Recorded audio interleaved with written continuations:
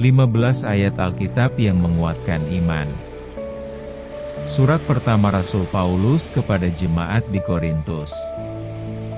1 Korintus 1 ayat 18.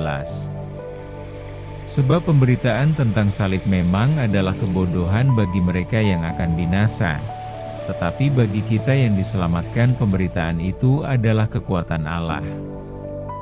1 Korintus 1 ayat 27. Tetapi apa yang bodoh bagi dunia, dipilih Allah untuk memalukan orang-orang yang berhikmat, dan apa yang lemah bagi dunia, dipilih Allah untuk memalukan apa yang kuat. 1 Korintus 1 ayat 28. Dan apa yang tidak terpandang dan yang hina bagi dunia, dipilih Allah, bahkan apa yang tidak berarti, dipilih Allah untuk meniadakan apa yang berarti. 1 Korintus 2 ayat 14. Tetapi manusia duniawi tidak menerima apa yang berasal dari Roh Allah, karena hal itu baginya adalah suatu kebodohan, dan ia tidak dapat memahaminya, sebab hal itu hanya dapat dinilai secara rohani. 1 Korintus 3 ayat 13. Sekali kelak pekerjaan masing-masing orang akan nampak. Karena hari Tuhan akan menyatakannya, sebab ia akan nampak dengan api dan bagaimana pekerjaan masing-masing orang akan diuji oleh api itu. 1 Korintus 3 ayat 16. Tidak tahukah kamu, bahwa kamu adalah bait Allah dan bahwa Roh Allah diam di dalam kamu? 1 Korintus 3 ayat 17. Jika ada orang yang membinasakan bait Allah, maka Allah akan membinasakan dia.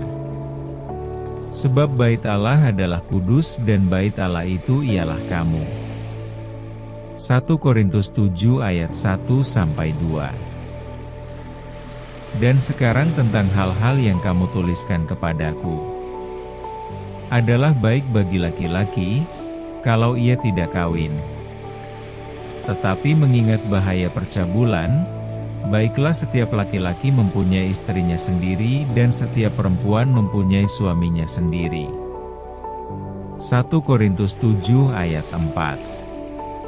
Istri tidak berkuasa atas tubuhnya sendiri, tetapi suaminya, demikian pula suami tidak berkuasa atas tubuhnya sendiri, tetapi istrinya. 1 Korintus 7 ayat 8. Tetapi kepada orang-orang yang tidak kawin dan kepada janda-janda aku anjurkan, supaya baiklah mereka tinggal dalam keadaan seperti aku. 1 Korintus 7 ayat 9. Tetapi kalau mereka tidak dapat menguasai diri, baiklah mereka kawin.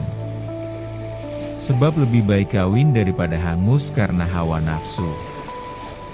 1 Korintus 7 ayat 12. Kepada orang-orang lain aku, bukan Tuhan, katakan.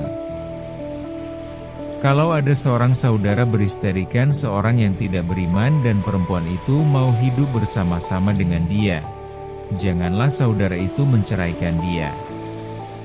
1 Korintus 7 ayat 13. Dan kalau ada seorang istri bersuamikan seorang yang tidak beriman dan laki-laki itu mau hidup bersama-sama dengan dia, janganlah ia menceraikan laki-laki itu. 1 Korintus 7 ayat 14. Karena suami yang tidak beriman itu dikuduskan oleh istrinya dan istri yang tidak beriman itu dikuduskan oleh suaminya. Andai kata tidak demikian, niscaya anak-anakmu adalah anak cemar, tetapi sekarang mereka adalah anak-anak kudus.